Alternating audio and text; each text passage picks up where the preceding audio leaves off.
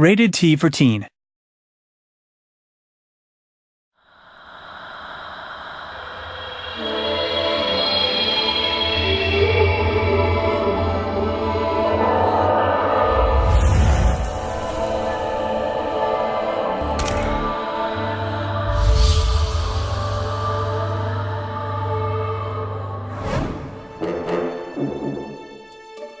The way that Ninja Theory have reinvented the Legend of Monkey is kind of, for me, quite exciting in that it's using a lot of modern technology. It's set in a post-apocalyptic world.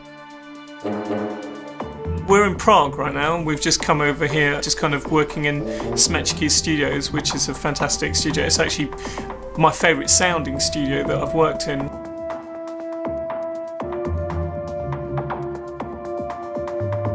There's a lot to get into because you can get into emotions and you can get into action and you can get into a lot of sadness and tragedy as well. So it's got all of those elements that you want as a composer to get very dramatic and very full on with orchestration.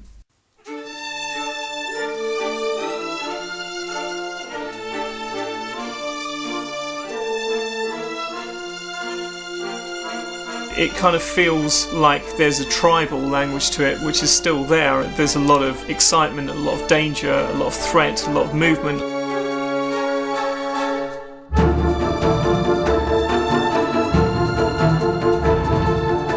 Because of what's going on with Monkey, you have this sense of movement towards an inevitable conclusion. There's a sense of loss. He's lost a great deal, but he's a hardened soul. That's great.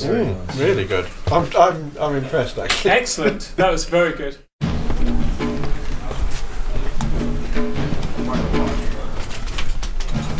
All right.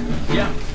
How's it sounding? I want to make sure that priorities 1, 2, and 3 are okay and solid. I mean, look, if we end up not doing everything, that's kind of accounted for. I mean, I talked to Tom.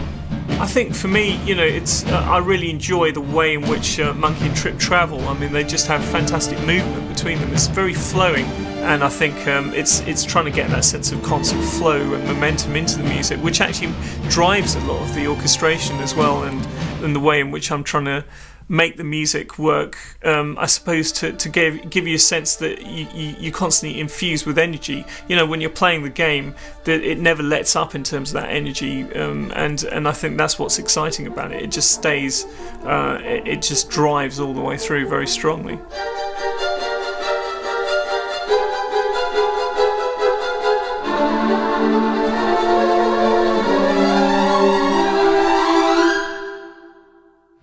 With me, I work very closely with Tom Colvin, and we both have a sense of the narrative of the overall game, but we pretty much work to the storyline. We're very used to looking at stuff and thinking, oh, that looks a bit wrong because of this, so we can be quite analytical and work out. But audio is very much more about the emotional, and we're not just talking about music. I mean, every element of audio is involved in pulling your emotions one way or another.